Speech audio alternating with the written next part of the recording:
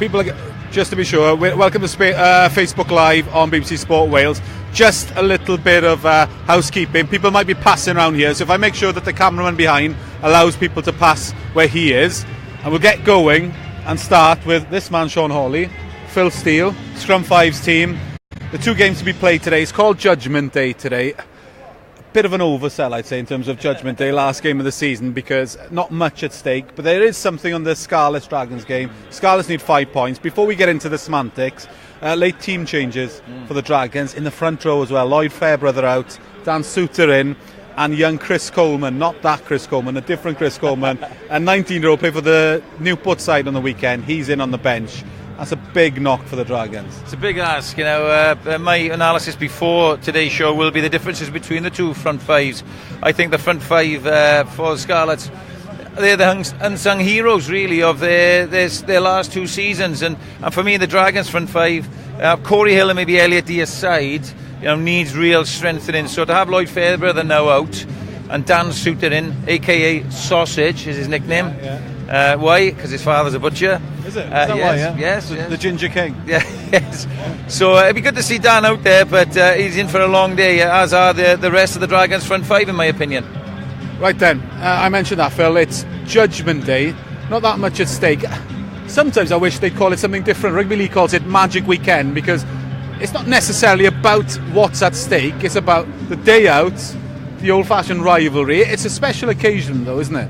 It is a special occasion. At £10 to come in to watch, two matches on this wonderful world-class stadium is really a good value for money. I don't think they've quite got it right yet in terms of what part of the season to play it. Would it be better to be played to kick off the game like they do in England? They play the double-header at Twickenham. Would it be better there to be played in September?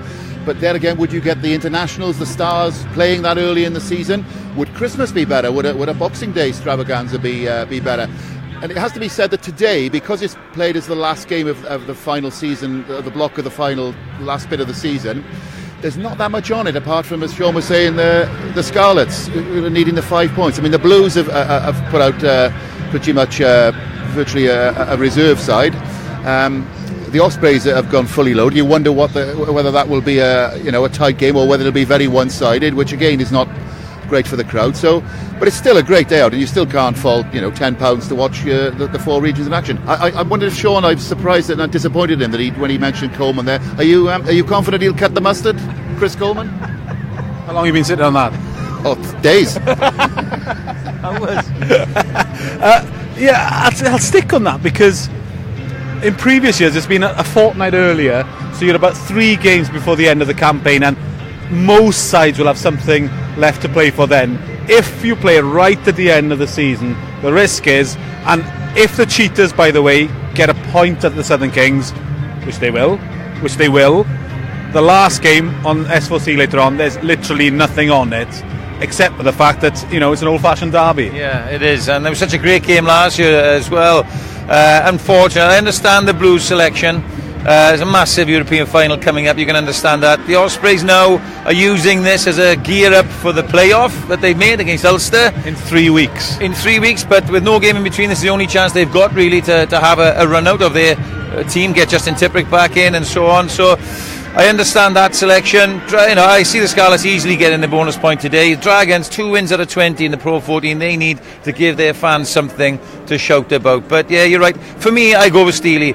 Open the season up. There's a lot of trepidation and a lot of talk in the close season. Why don't we open the season up with a double header here, roof open, bit of nice weather, get the season going? I'd really like to see that. The other lovely thing about Judgement Day, talking to players, is that it's okay. The stars of the game, the Alan Wynne Jones, this stadium is second nature to him. He's played here many, many times. But for the journeyman regional player who's not been an international, this is a real good chance today to experience what it's like to play on the national stadium in front of 60,000. And it's memories for them, not the stars, if you like, the journeyman players. So we've got behind us are the traditional stadium dressing rooms, and the Dragons have got the Wales dressing room. Who's got that one? I think it's the Blues has got the away dressing rooms, and then behind the camera on the other side of the pitch there are 2 other dressing rooms and a few dressing rooms dotted around the stadium, and that's where the Scarlets and the Ospreys. Is it an unusual setup if you're part of the coaching setup for this? How do you prepare differently? You do and you don't. I mean, we came here with the Ospreys a few times for Anglo-Welsh semi-finals, and we played Saracens here in an Anglo-Welsh semi-final as well. And I think it's just about getting used to the logistics of it. You know, when you're at home, or you're used to going to regional teams, you know what a time it takes to get to the warm-up and back, the time it takes from the changing room to the tunnel and so on. So just some logistical details with television and things. But of course, a lot of the players and some of the coaches have worked at the stadium so much before now that it becomes a little bit second nature. So not really. I think it's interesting that the roof's closed. That's something different for some of the younger players. And I agree with Steely, the atmosphere, the dimensions of the pitch is something for them to get used to. But it should be something that we really showcase in Wales, you know. And again, to have not a lot on it is a bit disappointing for me. But it is what it is. And there will be a lot of people in here, and it's a good chance for kids to come and see the game. Speaking of logistics, Scrum 5's on the air. What time are you on the air? I think it's 5 to 3, isn't it? 5 to 3, and then you've got the first game. What will you be doing now for the next hour or so? Well, I've just done my pre-match interviews with the coaches, Wayne Pevak. So you've done them? Done that, yes. What do they say? Well, Wayne Pevak, I asked Wayne about the reason for his selection. He's gone pretty loaded, and Wayne said that they obviously want the 5 points, and he doesn't want to take any chances. He realises the Dragons, every team, every dog has its day, and he realises the Dragons, this could be their day, nothing to lose, you know. So, and then I asked him about, will there be any hangover from the disappointment last week, and he would say that we would hope not, and it's a chance to get back on the horse. Bernard Jackman then, it's his first experience of Judgement Day. He's really looking forward to it, because you know, he wouldn't have seen this had his charges playing out in front of 60,000 people before, so he's really looking forward to that. And then I asked him, does he see any chink in the Scarlets' armour from last week after their disappointment? And he said that he expects the Scarlets to be wanting to get back on the horse. We've established that Judgement Day might be a bit of a cliche. Well, another cliche I'd suggest is the fact that whatever happens in a derby game, form goes out the rule book, etc. But realistically, any chance for the Dragons today? Well, form-wise, you wouldn't have thought so. But what's that? Do you hear some tinkling in the background? A crashing of glass? That's the form book going out of the window. There we go. As they say.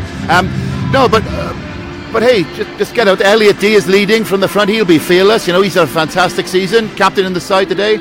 I would just say go. If I was the coach, Bernard Jackman, I would just say go out and show what you can do. Enjoy it. You know, and as Sean, as you would know, for some players, particularly younger players, playing out here today will be the day whether they find out whether they've really got what it takes. And some young players could be like to the manor born, you know. No. I just think that the Scarlets play at a different level, a different speed, different intensity. I think they will bounce back. Wayne Pevak's right.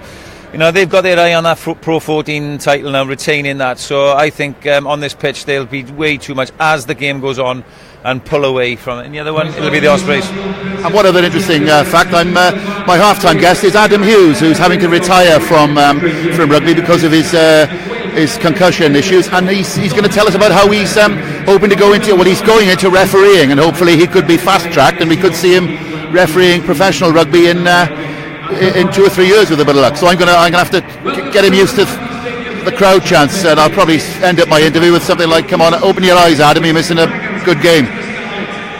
PA's beating us. I think he's telling us to give up, isn't he? Thanks for watching. Scrum 5 with these guys will be following. Hour's time, join them.